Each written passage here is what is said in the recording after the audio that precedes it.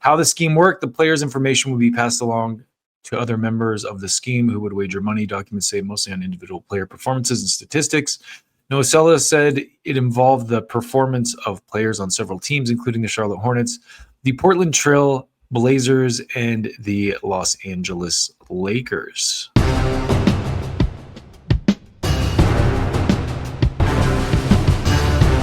So let's kick it off today with a story about the NBA and basketball. And I'm going to start by taking you all the way back to 2007. Let's go back to the year 2007. And in the year 2007, there was a podcast called Whistleblower. And this is a screenshot for you of the cover of that podcast. And right now, what I'm going to do for you is play you the trailer for that podcast. It's about 2 minutes. But keep in mind, this is from 2008. And on July 28, 2008, I was sentenced to federal prison for betting on games I refereed.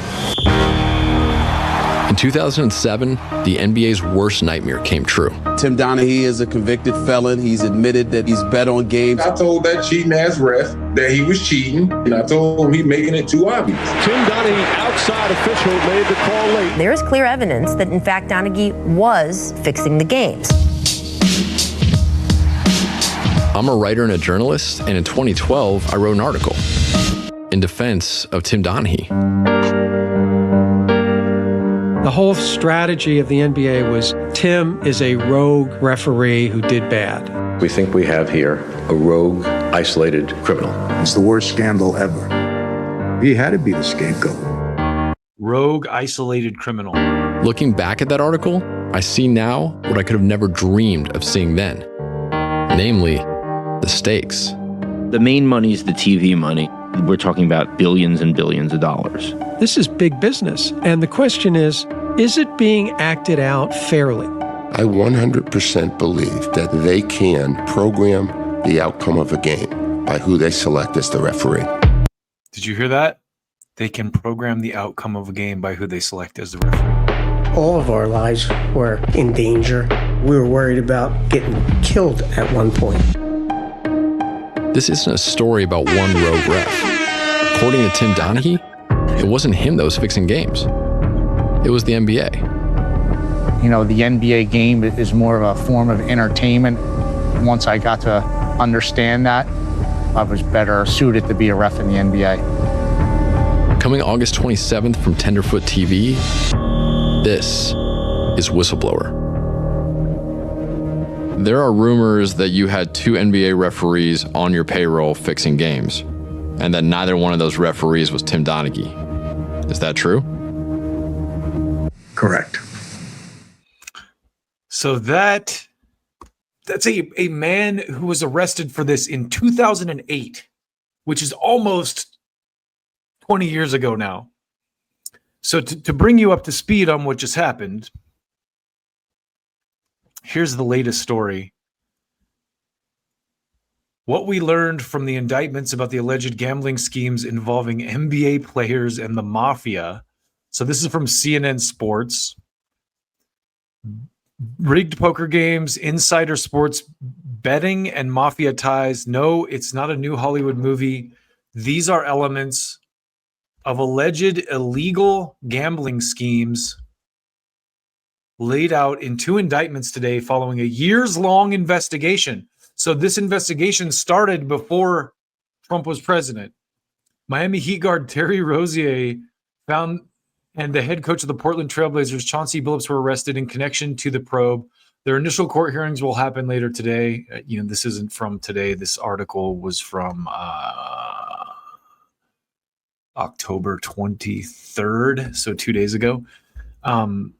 Anyway, a third NBA figure, former player Damon Jones, is also being charged in the investigation, officials said.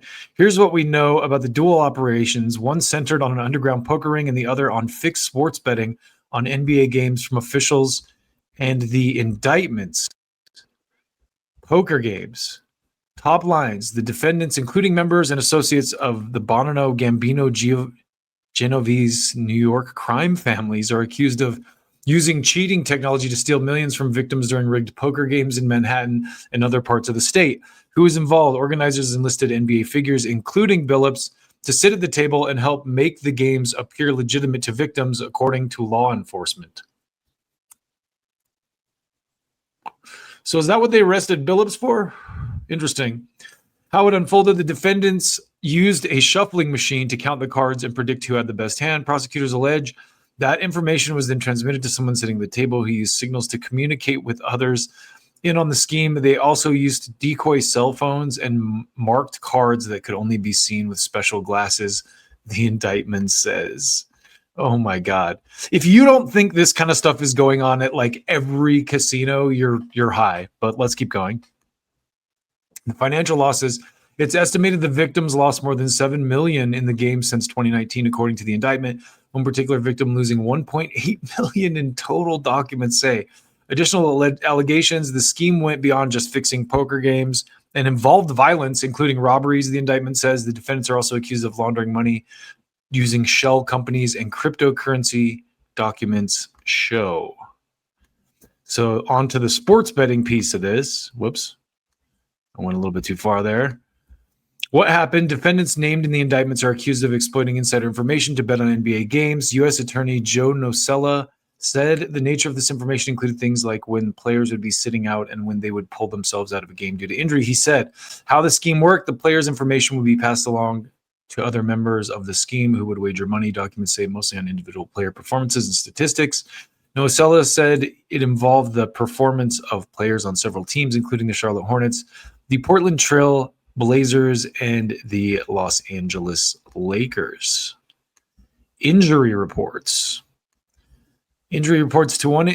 In one instance, the indictment details how Rozier allegedly faked an injury in 2023. I don't know if you saw this, but there's footage of that Rozier guy. I should have pulled it from Twitter, but throwing the ball, and literally, it's like so obvious that he's intentionally trying to lose on purpose. He drops the ball. These are just clips. This is actually a highlight of him intentionally fucking up. See that? Look at that. That pass. You can see that he's like starts running before he even.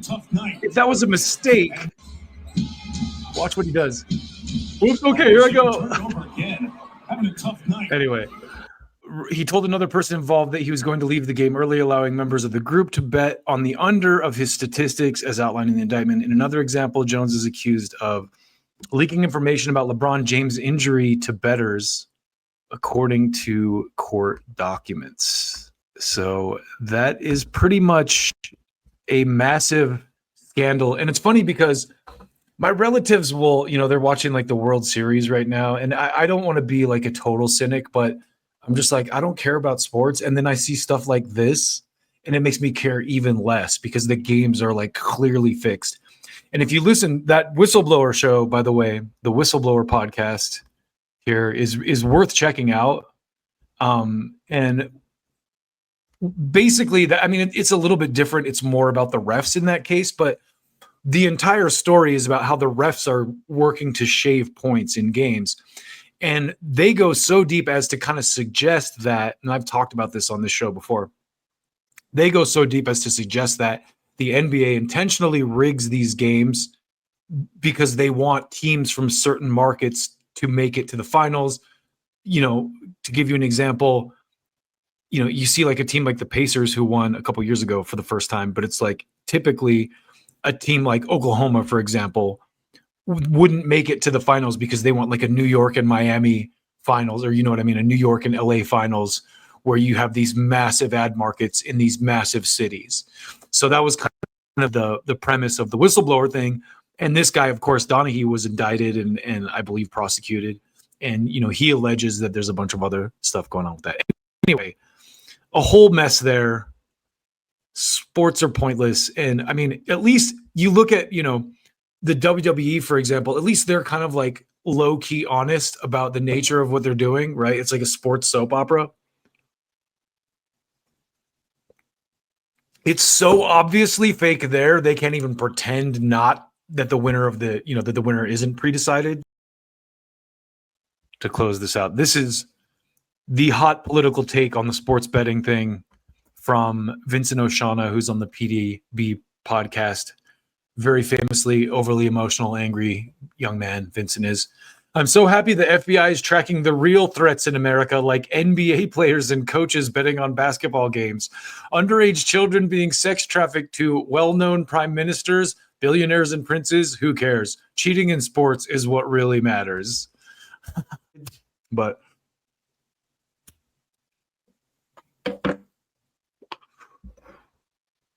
when there's a lot of money at stake, anything is possible, right?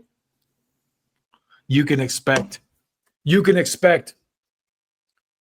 shenanigans when there's a lot of money at stake.